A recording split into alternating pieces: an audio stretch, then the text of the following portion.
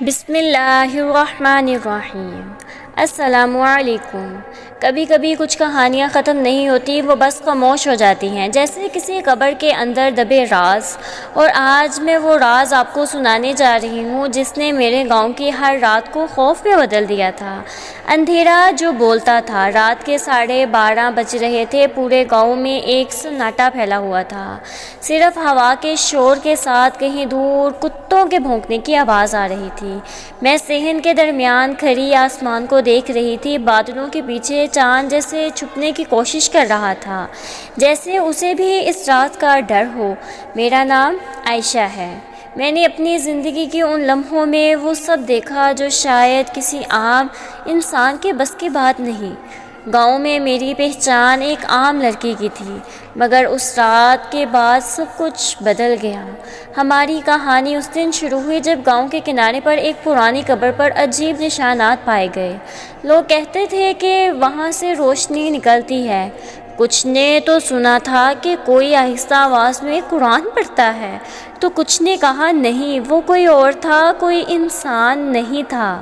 میں نے پہلے یقین نہیں کیا، لیکن ایک رات جب میں اپنی چھت پر کھڑی تھی، میں نے خود دیکھا قبر کی مٹی ہل رہی تھی، جیسے کسی نے اندر سے دستک دی ہو۔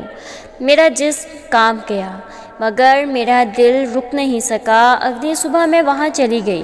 قبر کے قریب پہنچتے ہی ایک ٹھنڈی ہوا کا جھونکا میرے چہرے سے ٹکرایا۔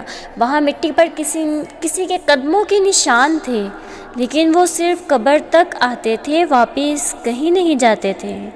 میں نے جھک کر دیکھا، قبر کے پتھر پر کسی نے خون سے کچھ لکھ رکھا تھا، سچ مت کھولنا۔ میرے ہاتھ لرزنے لگے۔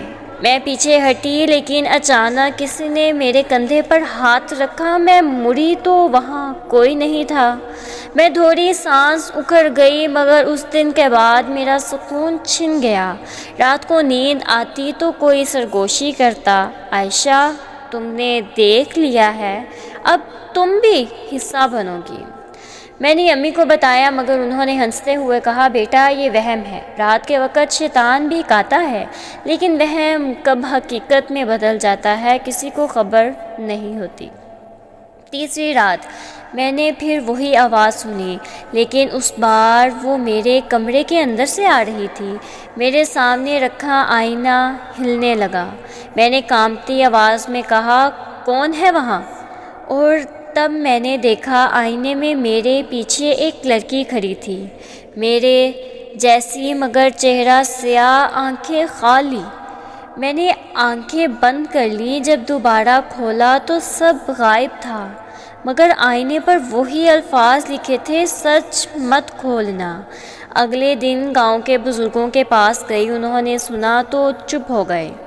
ایک نے کہا، بیٹی یہ وہ قبر ہے جہاں برسوں پہلے مدرسے کی ایک حافظ کو دفن کیا گیا تھا، اس نے قرآن مکمل نہیں کیا تھا، کہتے ہیں وہ آدھی رات کو اٹھ کر اپنی تلاوت مکمل کرنے آتا ہے، اور جو اسے دیکھ لیتا ہے اس کی آواز سننے لگتا ہے۔ میرا دل جیسے نہ سینے سے نکل گیا۔